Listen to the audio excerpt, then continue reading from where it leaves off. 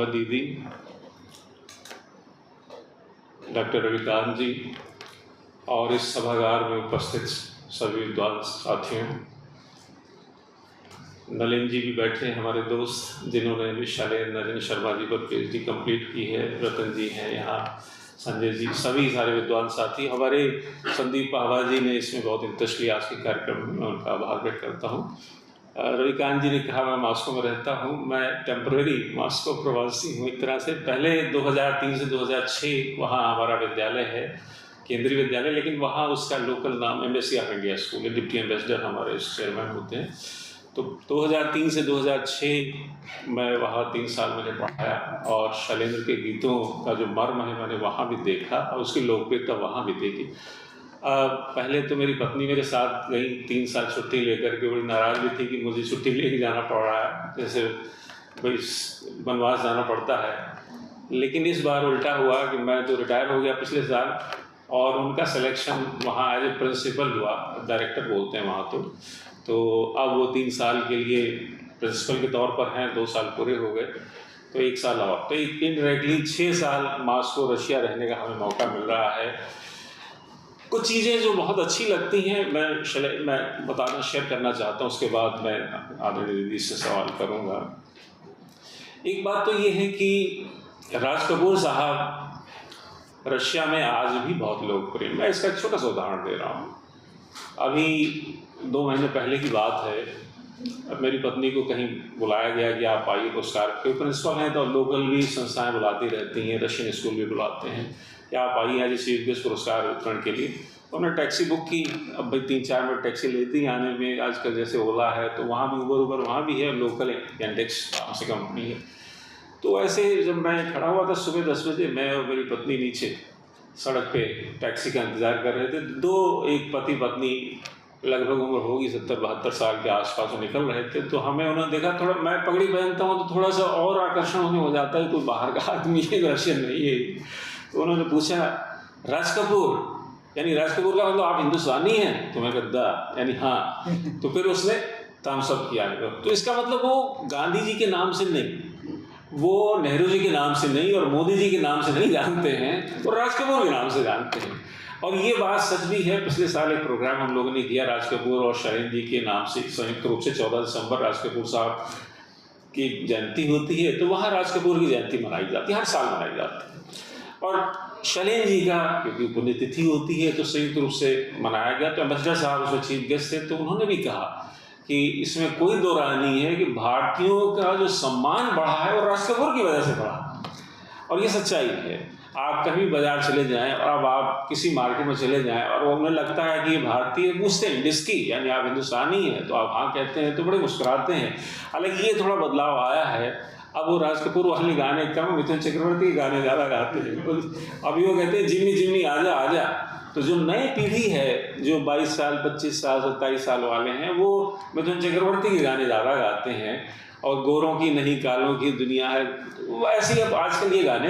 हाँ, ये ज़रूर है कि जो 50-55 साल से ज़्यादा के लोग हैं, सीनियर सिटीजन की कैटेगरी के हैं, वो राज कपूर वाले हैं। वो राज कपूर के नाम से हिंदुस्तान को जानते हैं। हिंदुस्तान का मतलब पहले तो यहाँ मैं थोड़ा बताना चाहूँगा आदरणीय रविकांत जी से अनुमति लेते हुए, 1954 में यहाँ से एक शिष्टमंडल गया था 14 लोगों का, और उसकी अध्यक्षता ख्वाजा अहमद अब्बास साहब ने की थी। वो लीडर वही बनाए गए थे भारत सरकार की तरफ से। वो ये हुआ कि 1953 तक एक्चुअली भारत और रशिया का संबंध केवल एक जैसे सो था। स्टालिन की डेथ हो गई 1953 में मार्च में। उसके बाद खुर्शीद साहब चार्ज में आ गए। उन्होंने बिल्कुल वो जो लोहे वाले पर्दे थे वो हटाए और उन्हें संबंध स्थापित किए, और भारत के साथ भी उन्होंने कल्चरल और लिटरेरी संबंध को प्रमोशन किया, उसको प्रमोट किया।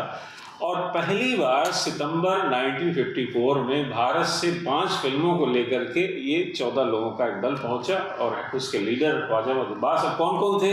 राज कपूर नरगिस आवारा को लेकर के, 2 बीघा जमीन में विमल राय साहब हेड थे और बलराज साहब और निरूपा राय साथ में थी। देवानंद 2 फिल्मों के हीरो थे उसमें। राही जो कि अब्बास साहब ने बनाई थी, आंधियाँ उनके बड़े भाई साहब ने बनाई थी। और ये चारों फिल्में मोरलेस समाजवादी पृष्ठभूमि की थी।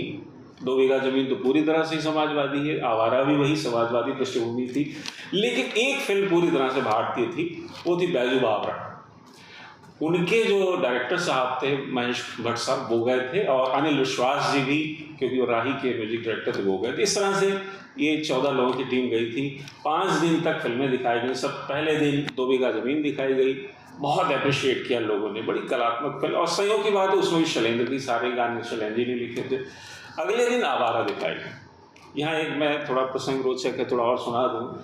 उसी दिन वहाँ पर जो एम्बेसडर थे उन्होंने रात को पार्टी रखी। भाई इतने बड़े फिल्म स्टार आए हुए हैं, भाई हमारे उस ज़माने में तो 3 ही होते थे, दिलीप कुमार, देवानंद, राज कपूर, और 3 में से 2 वहाँ मौजूद थे, और नरगिस भी बड़ी अभिनेत्री। तो रात को पार्टी रखी एम्बेसडर ने। ख्वाजा मोहम्मद अब्बास और मेरी तरह ही थे जो ड्रिंक वगैरह नहीं करते थे। मैं तो 5 साल रहा, आज तक वोदका भी नहीं चखी हमने।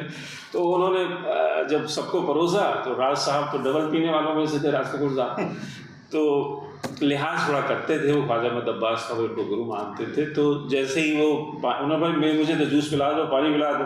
तो सेकंड राउंड में जब बात कर रहे थे तो किसी ने वोदका उनकी ग्लास में डाल दी, और फिर वो ध्यान नहीं किया, उन्होंने वोदका पी ली। ख्वाजा मोहम्मद अब्बास ने, राज कपूर देख रहे थे, बोले अब आप नहीं कह सकते कि मैं कभी नहीं पीता हूँ, अब आप हमारे पार्टी में शामिल हो गए। तो ये खैर बड़े दिलचस्प किस्से उन्होंने बयां किए। एनीवे, अब मैं जो गानों की बात करता हूँ, जो 2 गीत तो वहाँ बहुत ही लोकप्रिय हैं शैलेंद्र जी की और राज कपूर साहब की वजह से, और वो एक तो है आवारा हूँ आवारा हूँ, गर्दिश में हूँ आसमान का तारा। इसकी एक एक पंक्ति आप देखें तो अद्भुत पंक्ति, प्रगतिशील और मैं कहूँगा जनवादी साहित्य का जीवन दस्तावेज है।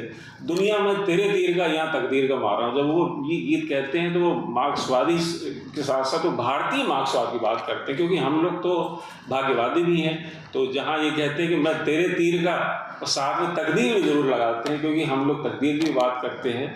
और अगर केवल हम रशिया से बात करते हैं तो तीर की बात करते हैं, वो पूंजीपतियों के खिलाफ उन्होंने बुरा उखाड़ के फेंक दिया, 1917 में और शासन बदल दिया। लेकिन हम लोग क्योंकि भाग्यवादी हैं तो कहीं ना कहीं वो बातें भी हैं। तो शैलेंद्र ने भारतीय मार्क्सवाद के संदर्भ में सारी चीज़ें समझाई हैं और जनता की ज़बान में जनता के गीत लिखे हैं, और इसीलिए आज भी 70 साल से ज़्यादा हो गए और उनके गीत आज भी लोकप्रिय हैं, आज भी हम लोग सुनते हैं।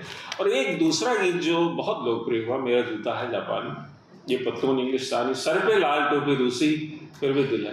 अब ये गीत मुझे लगता है शायद इसलिए ज़्यादा लोकप्रिय, तो ग्लोबलाइजेशन का बहुत बड़ा एक मायने में गीत है, और लोकप्रियता एक कारण ये भी था कि आपने रूसी लोगों को अब उस गीत से जोड़ दिया कि सर पे लाल टोपी रूसी, यानी आपने उन्हें इज्जत भी दी कि पगड़ी जैसे भाई टोपी पहनते हैं तो हम रूसी टोपी हम पहनते हैं, तो एक तरह से सम्मान वाली बात भी थी कहीं ना कहीं। और इस गीत की भी एक एक पंक्तियाँ जो हैं वो अपने आप में अद्भुत हैं। तो ये गीत आज भी बहुत लोकप्रिय है। मैं अमला दीदी से बता रहा था कि हमारा जो विद्यालय वहाँ पर एम्बेसी इंडिया स्कूल केंद्रीय विद्यालय, लगभग 250 बच्चे पढ़ते हैं। तो वहाँ के म्यूजिक टीचर रशियन है। मैंने उससे पूछा, भाई तुम्हें कौन कौन से हिंदुस्तानी गीत आते हैं जो तुम बच्चों को सिखा सकती हो या सिखाती हो? तो मैंने कहा आवारा हूँ। तो बोली सर मुझे नहीं आता है। तो नई लड़की थी तो उसे नहीं मालूम था, लेकिन मैंने कहा और? तो बोली हाँ मेरा जूता जापानी मुझे आता है, और याद भी है और बच्चों को भी सिखाती हूँ। तो ये गाना ज़्यादा लोकप्रिय है। हालांकि कैंसर वार्ड में आवारा हूँ गाने का जिक्र आया है, उन्होंने जिक्र किया इस गाने का। तो वो बल्कि पूछते भी हैं ये फिल्म तुमने देखी है? वो कह रही हाँ मैंने फिल्म देखी है। वो एक मरीज से बातचीत चल रही, तो उसमें कैंसर वार्ड में आवारा फिल्म और आवारा के गीत की भी चर्चा आई है, और नोबेल प्राइज पुरस्कार से सम्मानित है नॉवल। तो एनीवे ये कुछ बातें जो थी जो मास्को में आज भी राज कपूर की लोकप्रियता। लेकिन एक चीज़ मैं अभी इनसे कह रहा था पावा साहब से, मुझे बड़ा दुख होता है, वहाँ 4 लोगों की मूर्तियाँ लगी हुई हैं रशिया में, मास्को में। गांधी जी की वो लगनी चाहिए भाई, राष्ट्रपिता है हमारे, और पूरे अंतर्राष्ट्रीय अहिंसा दिवस पूरी दुनिया में मनाया जाता है। दूसरा टैगोर की तो गांधी जी से भी लंबी मूर्ति वहाँ लगी हुई है, और करीब 10 फीट ऊंची मूर्ति लगी, और बाकायदा जयंती मनाई जाती है। हम लोग ही जब होते हैं वहाँ, जैसे 5 साल से मैं हूँ, तो अभी कोरोना की वजह से खैर नहीं हो पाया दूसरा, लेकिन लास्ट टाइम जब मैं 3 साल था तो हर साल वहाँ जयंती मनाई जाती थी, हम लोग जाते थे।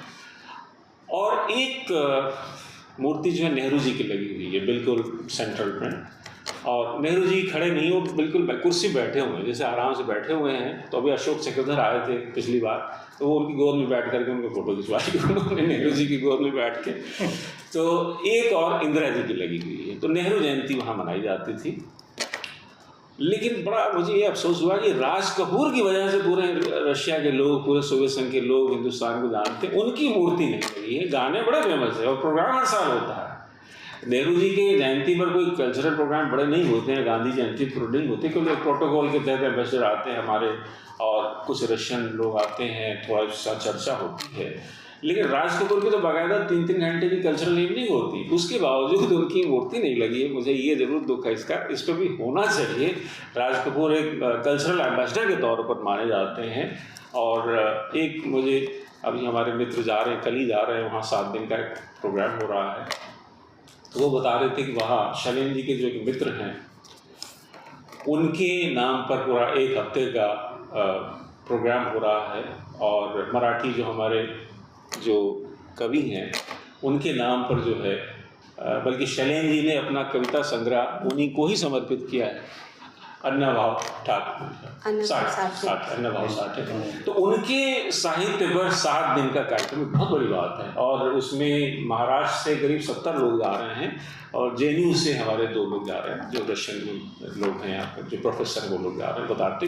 तो मैंने उनसे कहा कि अगले साल, क्योंकि शैलेंद्र की जन्म शताब्दी है, तो आप प्रपोज करो जेएनयू में भी, और वहाँ का जो मास्को स्टेट यूनिवर्सिटी, हालांकि मैं भी कहूँगा क्योंकि मुझे भी बुलाते रहते हैं, इस शैलेंद्र पर एक कार्यक्रम जो है 2-3 घंटे का, वहाँ पर म्यूजिकल भी हो और एक साहित्यिक संध्या भी हो। उसमें यहाँ से भी कुछ लोग जाएं और वहाँ के जो प्रोफेसर्स हैं, जो रूसी प्रोफेसर है, वो लोग भी शैलेंद्र जी के ऊपर चर्चा करें।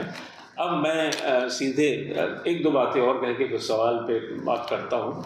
मैं ये व्यक्तिगत तौर पर मानता हूँ कि जिस तरह से प्रेमचंद कहानी लिखते लिखते, मैं हमेशा लिखता आया हूँ कि प्रेमचंद कहानी लिखते लिखते वो कहानी का पर्याय बन गए हैं। बिस्मिल्लाह खान शहनाई बजाते बजाते वो शहनाई का पर्याय बन गए। उसी तरह से शैलेंद्र में गीत रच रहे थे, गीतों के प्रेमचंद बन गए, गीतों के पर्याय बन गए। इसमें कोई दो राय नहीं कि आज 70 साल बाद भी उनके गीत लोकप्रिय हैं, हमारे दिलों में बसे हुए हैं, हमारे होठों पर सजे हुए हैं। और जहाँ तक उनके गीतों की बात आती है, लोकप्रियता की बात आती है, तो मैं हमेशा ये कहता हूँ, और ये सच्चाई भी है, आप लोग मानते होंगे कि शैलेंद्र के गीत कबीर के दोहों की तरह, तुलसी की चौपाइयों की तरह, मीरा और नानक सूरदास के पदों की तरह, मीर गालिब के शेरों की तरह सुने और सुनाए जाते हैं। इसमें ये कोई दो राय नहीं हो सकती है। आज भी गाता रहे मेरा दिल हो, या सजन रे झूठ मत बोलो खुदा के पास जाना है। मैं तो अभी कमला दीदी से भी कह रहा था और भी कुछ लोगों से, अगर ये गीत शैलेंद्र ने भक्ति काल के दौरान लिखा होता तो गुरु ग्रंथ साहब में ये शामिल होता। गुरु ग्रंथ साहब में 36 कवियों की रचनाएं शामिल हैं। 6 हमारे सिख गुरु हैं 5 क्रम से, और 6ठे गुरु तेग बहादुर जो गुरु गोविंद सिंह जी के पिताजी थे वो। और फाइनली एडिटिंग जो गुरु गोविंद सिंह ने की है दशम ग्रंथ के तौर पर, गुरु ग्रंथ साहब के तौर पर। पहले आदि ग्रंथ कहते थे, अब हम गुरु ग्रंथ साहब कहते हैं। उसमें 36 कवि हैं, उसमें कबीर साहब भी हैं, सूरदास भी हैं, फरीद साहब भी हैं, रविदास जी भी हैं, कुल मिलाकर के 36 रचनाकारों की कविताएं शामिल हैं। तो शैलेंद्र का गीत भी मुझे लगता है निश्चित तौर पर सजन ने झूठ मत बोलो खुदा के पास जाना, ये बिल्कुल लगता है जैसे भक्ति काल में कबीर ने लिख दिया है या उसी दौर के गीत। वास्तव में शैलेंद्र की अद्भुत प्रतिभा थी। और केदारनाथ सिंह की बात मुझे याद आती है, मुझे देहरादून में मिले थे तो बोले दिलजीत एक काम करो कि शैलेंद्र की काव्य भाषा पर बात करो, आप उस पर काम करो, क्योंकि शैलेंद्र के पास जो काव्य भाषा है वो हिंदी के किसी कवि के पास नहीं। इतनी सरल भाषा में इतनी गहरी बात कहते हैं। और मैं नदियाँ दिल्ली में प्यासी, तो बहुत छोटी छोटी बात है। और जावेद अख्तर, मैं आखिरी बात कह के फिर उसके बाद सवाल जवाब शुरू करता हूँ। जावेद अख्तर बॉम्बे में एक कार्यक्रम किया था, कैफी आदमी साहब आए, निदा साहब थे, जावेद अख्तर मुख्यमंत्री थे, शबाना जी थी। शबाना जी का बड़प्पन था, अमला दीदी भी थी। शबाना दीदी का बड़प्पन था, बोली डैश में मैं नहीं बैठूंगी क्योंकि ये कार्यक्रम मेरे पिता की नाम पर किया जा रहा है और शैलेंद्र की स्मृति में। वो सेकंड लाइन में बैठी, हालांकि उस समय मेंबर ऑफ पार्लियामेंट थी, तो ये भी उनका बड़प्पन था। तो हम अप्रिशिएट करते हैं उस जेस्चर को। तो वहाँ जो विशेष जावेद साहब ने जो बात कही, तो उन्होंने कहा भाई शैलेंद्र ने एक गीत जो अद्भुत लिखा है, मैं हालांकि शैलेंद्र के सारे गीत मुझे पसंद हैं, लेकिन वहाँ कौन है तेरा मुसाफिर जाएगा कहाँ, कह रहे ये गीत इतना मुझे पसंद है कि ऐसा एक गीत भी मैं अपनी कलम से लिख लूँ और उसके बाद कुछ भी ना लिखूँ तो मेरा जीवन सफल हो गया। तो इससे बढ़कर और क्या श्रद्धांजलि हो सकती है एक बड़े कवि के द्वारा दूसरे महाकवि को। तो ये कुछ भूमिका के तौर पर मैंने कही बातें कुछ, और अब मैं आदरणीय अमला जी से चाहूँगा कुछ सवाल आप लोगों के बिहार पर, आप भी डायरेक्ट पूछिएगा।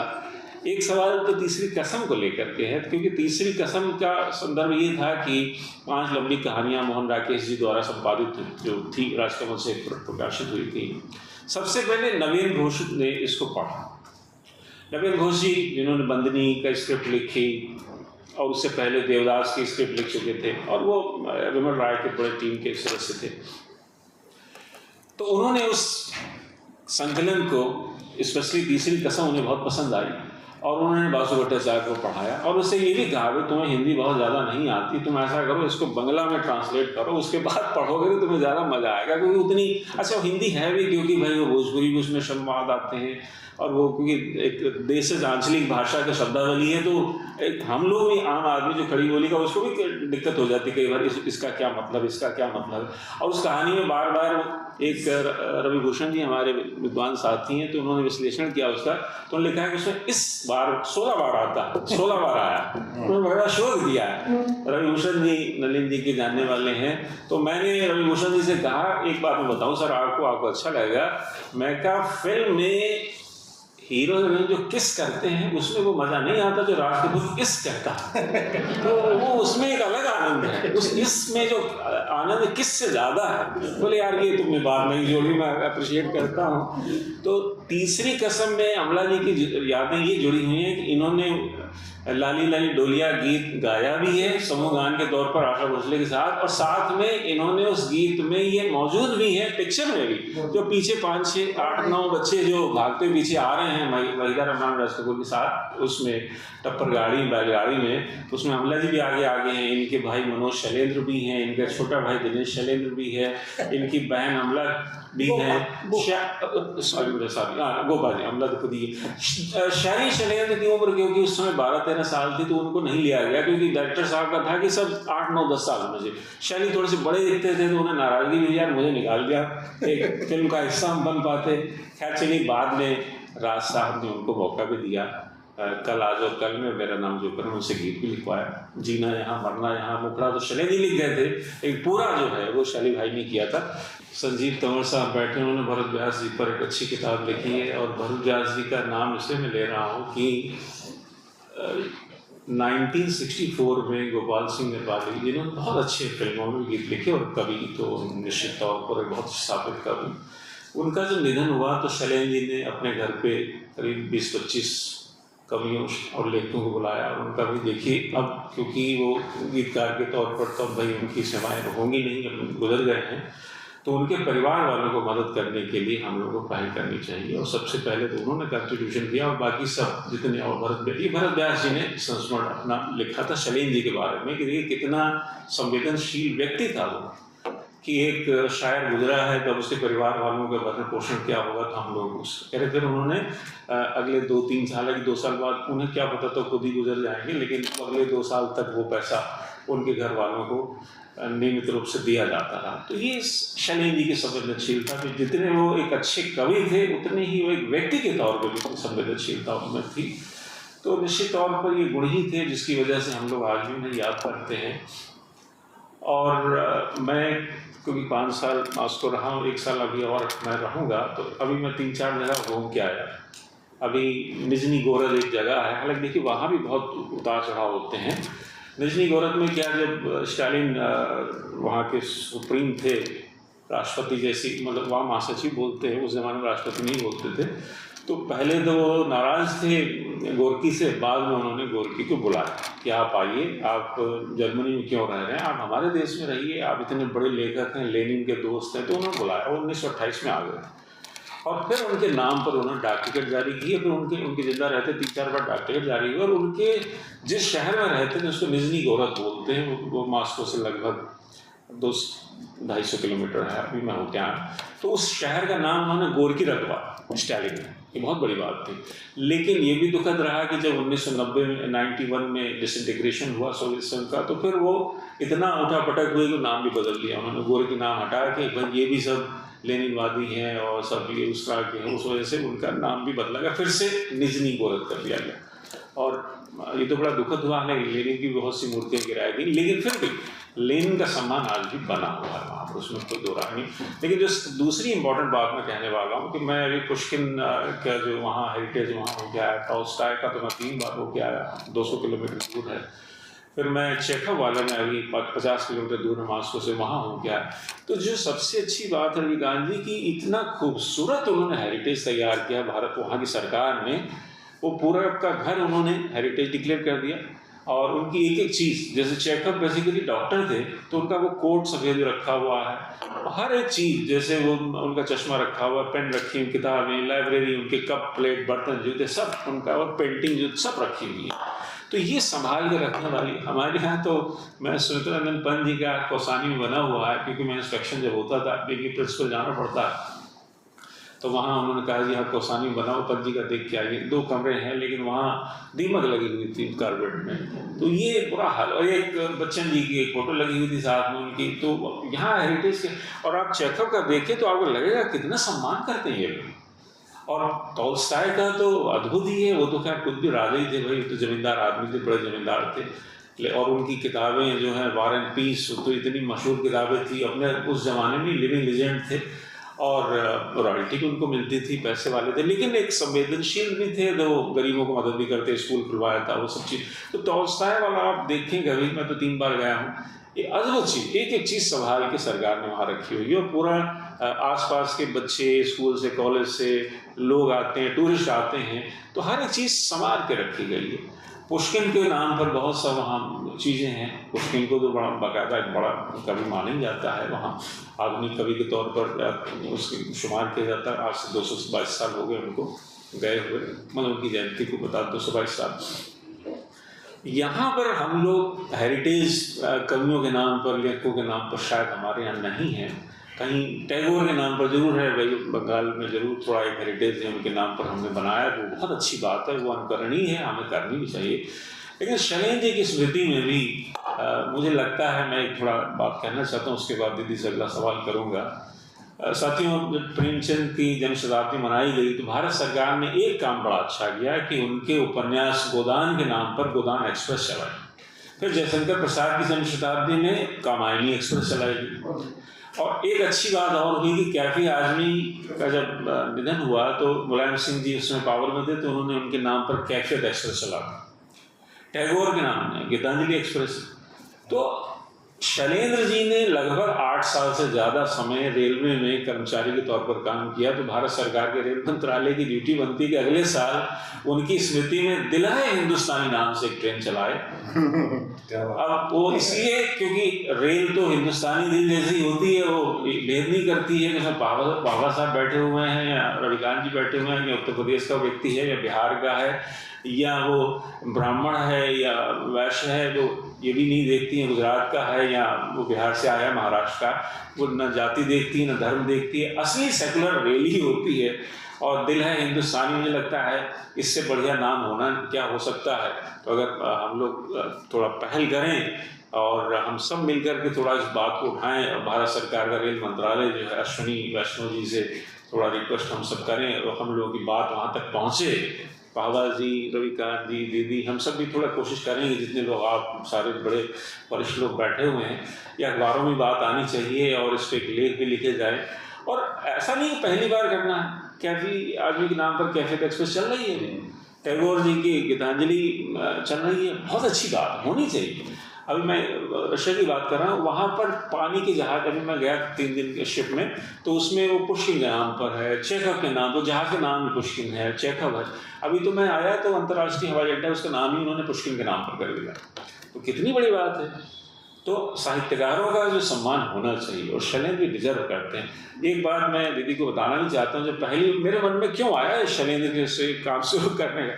मैं 96 में गया इनके बड़े भाई शैली से मिलने, तो वो मिले भी मुझे अच्छा लगा, 1.5 घंटा 2 घंटा बात हुई।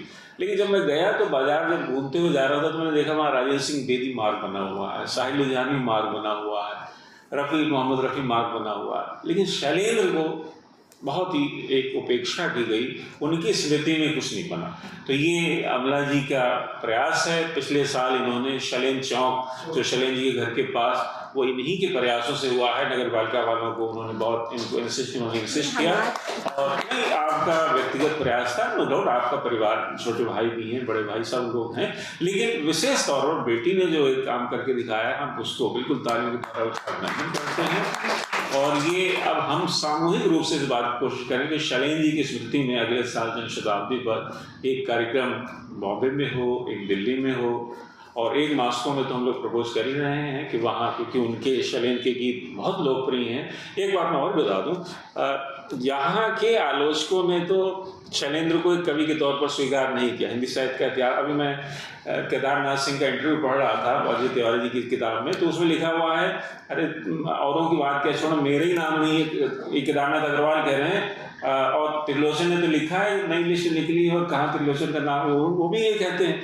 तो शैलेंद्र को तो बिल्कुल नहीं गिनते थे लोग। वो अलग बात है, कबीर और नज़ीर को भी बहुत बाद में मान्यता मिली है, धीरे धीरे चेंज तो आया है। जो मैंने 2 किताबें, इसमें 100 लोगों ने लेख लिखे हैं, और सबसे पहला लेख भीष्म साहनी ने मुझे भेजा था 2001 में, फिर कमलेश्वर जी का लेख आया, लगातार फिर लेख आते गए। उसमें जितने बड़े साहित्य और सिनेमा के हैं लगभग 100 लोगों ने लिखा। तो और तीसरा खंड दिल का हाल सुने दिलवाला, जो शैलेंद्र जी का गीत है, उसी पर टाइटल पे आ रहा है। और एक अच्छा काम साहित्य के आदमी ने किया, मैं उनको सलाम करता हूँ, कि शैलेंद्र पर मोनोग्राफ उन्होंने लिखवाया मुझसे, और वो लगभग 110 पेज का है, वो शायद दिसंबर तक आ जाएगा। उनकी शैलेंद्र जी की पुण्यतिथि पर मुझे लगता है आ जाना चाहिए। तो ये भी साहित्य अकादमी को मैं श्रेय दूंगा और उनको अप्रिशिएट करूंगा कि कम से कम शैलेंद्र को एक फिल्मी गीतकार नहीं, एक कवि के तौर पर मान्यता वो दे रहे हैं, ये बड़ी बात है। और उनके नाम पर ट्रेन चले, इससे अच्छी बात नहीं हो सकती। और लगातार कुछ काम हो, और एक और अच्छा काम अमला जी कर रही हैं कि अपने पिता की स्मृति में एक किताब लिख रही हैं, और आने वाले 6 महीने तक ये अंग्रेजी में लिख रही हैं, क्योंकि हर आदमी का अपना एक टेस्ट होता है, लैंग्वेज में कमांड होती है, इनको हिंदी की बजाय इंग्लिश में ज़्यादा भाई ठीक भी है, कोई बात नहीं। जैसे साहित्य अकादमी अनुवाद होता है तो उसका हिंदी अनुवाद हम लोग कर लेंगे, रविकांत जी करेंगे, ऐसे बहुत से लोग हिंदी अनुवाद भी कर देंगे, बहुत से लोग हैं जो अनुवादक अच्छे हैं। तो आप इंग्लिश में लिखिए, और उसका एक हिस्सा कथा देश में 2-3 महीने पहले छपा है। दीदी ने जो किताब लिखी उसका एक हिस्सा जो है वो कथा देश जो हमारी पत्रिका आती है उसमें छपा है 2 महीने पहले। तो आप लोग पढ़िए कभी उसमें। तो दीदी ने अपनी भावनाएं लिखी हैं, पिता को याद किया है, बेटी ने कैसे, भाई उनके लिए पिता कैसे थे और किस तरह से वो बातें करते थे। बहुत रोचक प्रसंग। मैं चाहता हूँ वो हिंदी वाला प्रसंग जरूर सुनाएं कि शैलेंद्र जी एक बार गए थे कहीं और भाषण देने के लिए बुलाया गया था मुख्य अतिथि, और उन्होंने कहा भाई देखिए आप सबकी ड्यूटी है, महाराष्ट्र में रहते हैं, मराठी बोलिए, लेकिन हिंदी राजभाषा राष्ट्रभाषा है, तो बच्चों को हिंदी जरूर सिखाइए। शैलेंद्र की सबसे बड़ी खूबी थी कि लोग को लोकोत्तर बनाने की में बड़े एक्सपर्ट थे। अरे मैं नदिया फिर भी मैं प्यासी, बात ही गहरी बात जरा सी।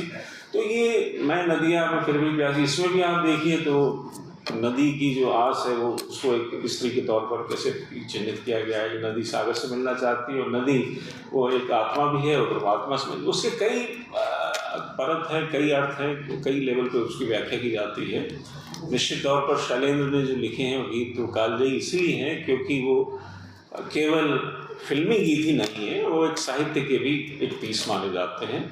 और मैं अब चाहता हूँ कि मैंने तो सवाल पूछे, आप लोगों में से भी अमला दीदी से कुछ शैलेंद्र जी से जुड़ी हुई कुछ यादें, कुछ या फिल्म के गीतों से जुड़ी हुई की बात, क्योंकि भाई उनकी बेटी हैं, और हालांकि ये लगभग 11-12 साल की थी जब वो पिताजी का निधन हो गया, लेकिन फिर भी उसके बाद मम्मी के माध्यम से बहुत सी शैलेंद्र से जुड़ी हुई बातें इन्हें पता लगी होंगी। इनके रिश्तेदारों से शैलेंद्र, अब राज साहब राज कपूर साहब इनके घर पर बहुत कई बार आते थे, शैलेंद्र जी के निधन के बाद भी आते रहे लगातार। तो ये अच्छी बात है राज साहब की, और वो बच्चों जैसे ही प्यार करते थे। देव साहब से भी मुलाकात हुई। तो ऐसे मुकेश जी, भाई इन लोगों के तो अंकल ही हैं एक तरह से। मुकेश जी बहुत बड़े गायक हैं, लेकिन वो शैलेंद्र जी के सबसे ज़्यादा हितैषियों में मुकेश जी भी हैं। तीसरी कसम मास्को में भी रिलीज हुई थी 1967 में, वहाँ मुकेश जी और राज कपूर दोनों गए थे। वो वीडियो भी मेरे पास है, मैं आपको भेजूंगा। उसमें क्या है कि राज कपूर के दो रंग हैं उसमें, एक तो वो बैलगाड़ी में सजन झूठ मत बोलो, और वहाँ कोट पैंट वो कैप लगा के गा रहे हैं सजन झूठ मत बोलो, और बीच में मुकेश जी आकर के हाथ मिलाते हैं और मुकेश भी गाते हैं। तो बहुत शानदार मुखड़ा, मैं आपको भेजूंगा आज, उसको आप कभी दिखाइएगा। वो वहाँ पर तीसरी कसम यहाँ भारत की तरफ से गई थी। तो मास्को फिल्म फेस्टिवल होता है हर 2 साल बाद, और उसमें सतीश राय भी मेंबर ऑफ जूरी में आए, विमल राय भी आया, महबूब खान भी आया, देवानंद को भी as a member of jury बुलाया था उन्होंने। तो हर 2 साल बाद होता है। अभी बीच में कुछ साल से बंद रहा कोरोना की वजह से, लेकिन शायद फिर से शुरू हो। तो एक बासु भट्टाचार्य भी आए, लगातार ये लोग आते रहे।